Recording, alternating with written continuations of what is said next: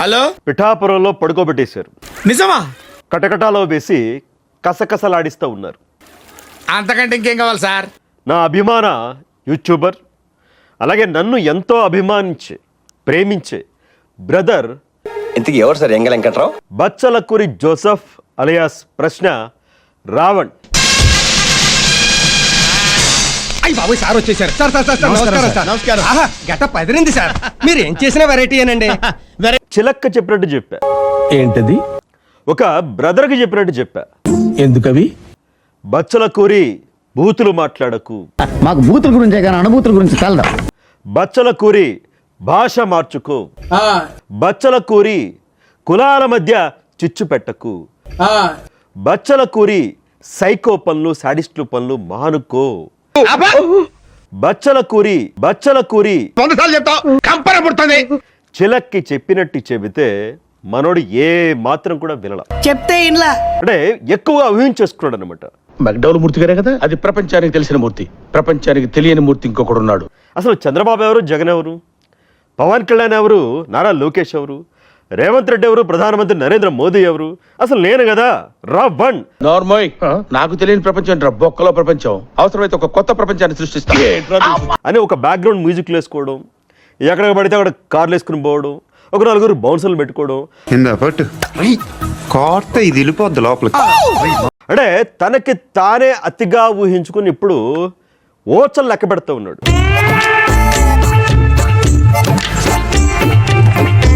పిఠాపురం పోలీసులు అరెస్ట్ కూడా చేశారు, హైదరాబాద్ నుంచి తరలించారు.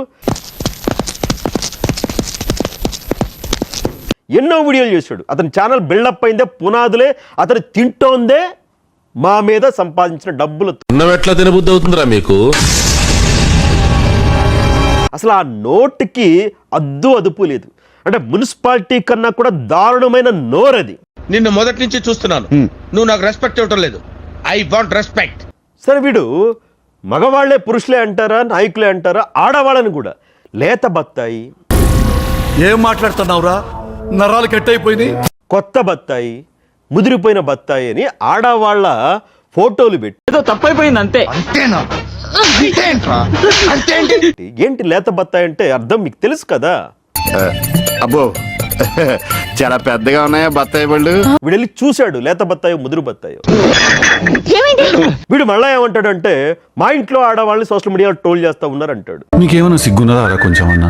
కడుపుకు అన్నం తింటానావా, పిండి తింటానావా నువ్వు? వీడు చెప్పేది శ్రీరంగ నీతులు, దూరేదేదో గుడిసెలు అంటారు కదా. చెప్పేటివన్నీ శ్రీరంగ నీతులు, చేసేటివన్నీ దొమ్మల గుడిసెల్లోకి దూరడం. సేమ్ అదే. బట్ వీడు కప్పుకునే ముసుగు ఏంటంటే దళితని ముసుగు కప్పుకుంటాడు. అందులో తప్పే ఉంది. అది ఆర్ట్. ఇదే పొద్దున్న లేచిన దగ్గర నుంచి ఏం బతుకో కూడా తెలియదు, ఏం బతుకో కూడా. నేను అప్పుడే చెప్పా, అరే నీకంటూ ఒక రోజు వస్తుంది, నేను చూస్తా, నీ మీద వీడియో చేస్తా, నువ్వు నా తల్లిని కూడా తిట్టావని. ఏమిటి అంత మాట అన్నారు? ఇవిగో చూడండి, నాలుగు మీద మచ్చలు, నా వాక్కు భరిస్తుంది. ఈరోజు ఎక్కడ ఉన్నాడు? పోలీస్ స్టేషన్లో ఉన్నాడు. నేను ఎక్కడ ఉన్నాను? స్టూడియోలో ఉన్నాను. ఎందుకంటే ఎందుకు? బహుశా బయటకు వచ్చాక వాడి బుద్ధేం మారదు, ఏం మారదు, అదే పెంట తింటాడు. పవన్ కళ్యాణ్ గారిని ఉద్దేశించి నోట్లో ఏం పెట్టుకున్నావు అంటాడు. పవన్ కళ్యాణ్ నోట్లో ఇది నాది నా ఫ్రెండ్ అది కలిసి గుడిసిపోయిన story story story.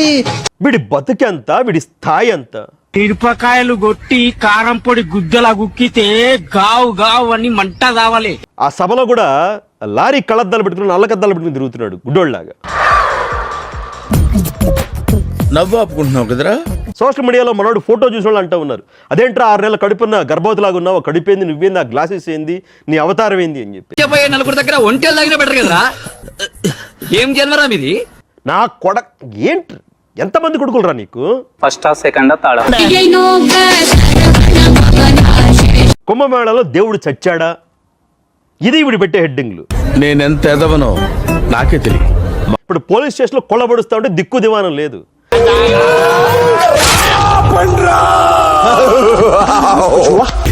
like, share and subscribe to